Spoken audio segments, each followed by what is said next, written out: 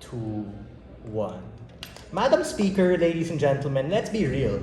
If you were Putin, you're this madman that the world portrays to be. And now your state is in the middle of this war, which either side can assume, oh, not sure who's gonna win. And then you start losing support from someone who's supposed to be an ally, someone who the past decades has helped you politically and economically, and they're giving you certain military support, and suddenly that support stops. It's fair to assume that that's going to cripple the war effort. I don't know if that's going to be a losing thing, nor can we also say that we don't know if giving them will help them win faster. But what we do know intuitively is that this is likely going to lead to some sort of backlash or political economic repercussion.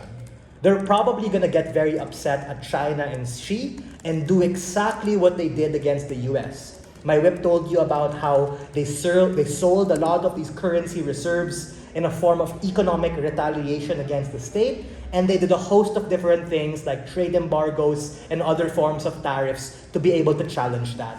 China, ladies and gentlemen, is the biggest importer and exporter and market in the world, and this entire global factory is precisely what Russia also relies on for their particular resources. So, even if it might hurt Russia to have to go somewhere else, it's going to hurt China's domestic market even more when they lose out on a particular partner.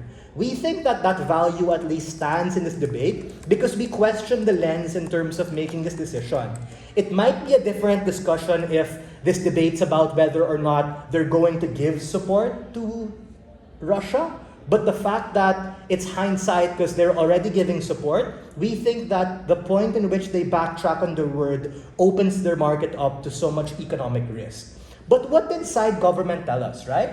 They told us that, you know what, we're not cool with giving equipment and tanks to Russia, but at the same breath in their whip speech, talk about how it's completely fine to be entrenched in other forms of conflict. Even if these particular conflicts might be politically justified and motivated, we think that who wants to go to war, right? A lot of these things are particularly messy and uncertain, but we think coming from my speech, we told you about how the nature of an investment means that we're giving away these surplus equipment because we're not particularly using it in order to get some sort of political bargaining chip and leverage.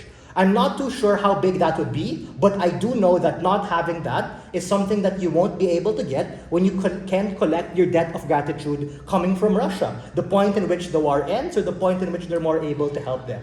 And we think that to a certain extent, their side contradicts their stance when they respond to us by saying it's fine to get involved in other forms of conflict. Taiwan perhaps, the Southeast Asian states, or the border with India and the other things that they mentioned, because we told you that these things are risky. That's exactly where the CCP and the Chinese people are going to have even more dissent and more retaliation against Xi. Because my partner told you in her rebuttal and her extension that these particular things are the point in which you get into possibly more debt. You spend even more getting involved in these direct forms of conflict as opposed to a softer form of influence, a proxy extension through Russia for Ukraine. We recognize that Russia, to an extent, is a bit volatile, but that exactly is the point, ladies and gentlemen. That's exactly where we don't want to be able to trigger these particular individuals because of the possible means in which they retaliate, which will be even more detrimental, ladies and gentlemen, to the domestic market of China, given the Evergrande and real estate conflict that they're facing.